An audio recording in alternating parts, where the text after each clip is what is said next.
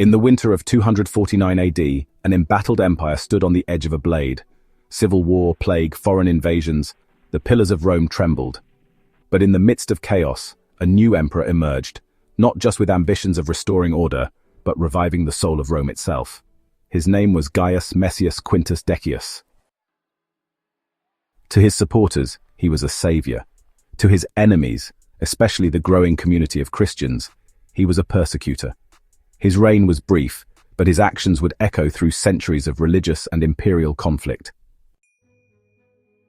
This is the story of a man who sought to bind the wounds of empire with the glue of old gods and lost traditions, and in doing so, plunged Rome into one of the most brutal persecutions in its history.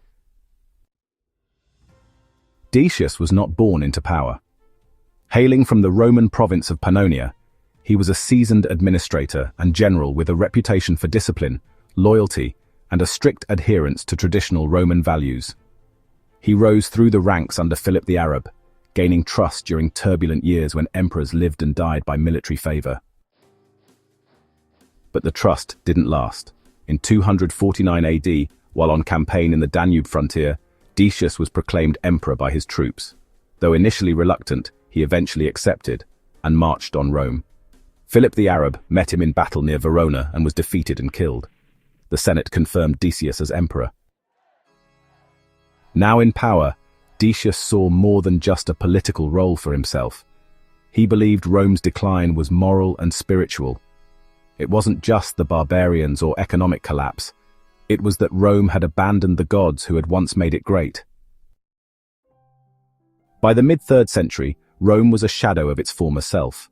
The Severan dynasty had ended, the treasury was strained, inflation was rampant, and Germanic tribes raided freely across weakened borders. More than 24 emperors had risen and fallen in mere decades. Decius believed the empire's unraveling stemmed from its abandonment of pietas, the sacred Roman duty to honor the gods, the ancestors, and the state. In his eyes, Romans had forgotten who they were, and in this spiritual vacuum, a new sect had begun to rise, the Christians. They refused to sacrifice to the Roman gods. They rejected the divine authority of the emperor, and perhaps most threatening to Decius, they were growing quickly, especially among the poor and disillusioned. To Decius, this was not just heresy, it was sedition, a threat to Rome's very identity.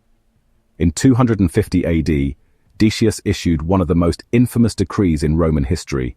All citizens were required to perform a public sacrifice to the Roman gods and to the spirit of the emperor, and receive a certificate confirming their loyalty. These were called libelli. This wasn't just religious observance, it was a political loyalty test, and refusal meant imprisonment, torture, or death. For many traditional Romans, this was business as usual. But for Christians, who believed in worshipping no god but their own, it was a moral impossibility. Some fled, some bought forged libelli, others tragically compromised, but thousands held firm and paid the ultimate price. Thus began the first empire-wide persecution of Christians. Unlike previous emperors who targeted the sect sporadically, Decius made it state policy.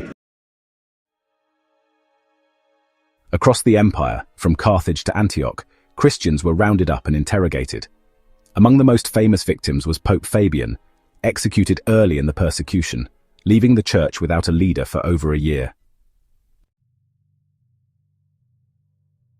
In Alexandria, Bishop Dionysius went into hiding. In North Africa, Cyprian of Carthage chronicled the persecution and later struggled with the crisis of faith caused by Christians who had lapsed under pressure. Out of this chaos emerged two categories: martyrs, who died for their faith, and confessors, who survived but had refused to renounce Christ. The persecution fractured the Christian community. Debates raged about whether to forgive those who had lapsed. Decius had hoped to unify the empire, but had instead catalyzed one of the greatest identity crises in early Christian history. While the Christian persecution raged, Decius faced even greater threats from abroad. The Persian Empire under Shapur I began launching devastating raids into the eastern provinces. Cities were sacked, legions routed, and the Roman frontier strained to breaking. Then, as if summoned by fate itself, plague swept through the empire, possibly a recurrence of the Cyprian plague. It devastated the population, crippled military recruitment, and further strained the already failing economy. Religious hysteria exploded. People wondered if the gods were punishing Rome, or if the Christians' refusal to sacrifice had brought divine wrath. Instead of restoring Rome, Decius's reign seemed cursed. In 251 AD, Decius launched a campaign north to repel the Gothic invasions near modern-day Bulgaria. Accompanied by his son Herennius Etruscus, he led a large force to meet the invaders in battle. At first, they were successful. The Goths retreated, but at the Battle of Abritus, Decius made a fatal mistake. He walked into an ambush.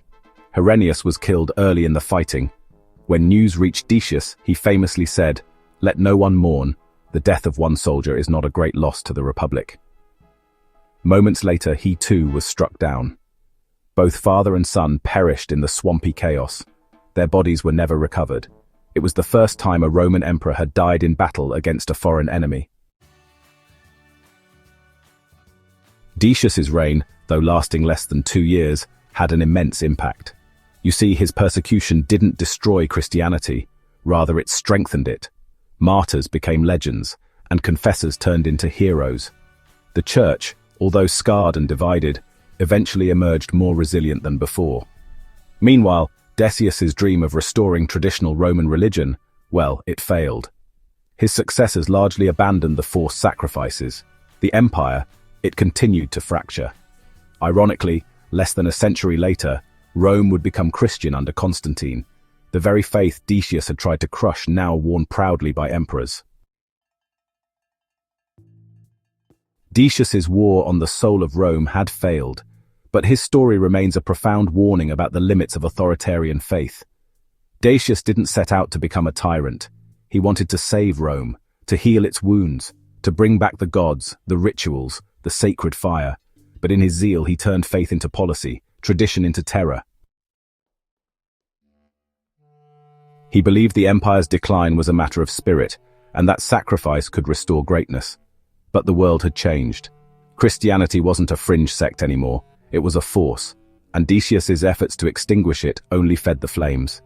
In trying to save Rome's soul, he sparked one of the darkest chapters in its spiritual history.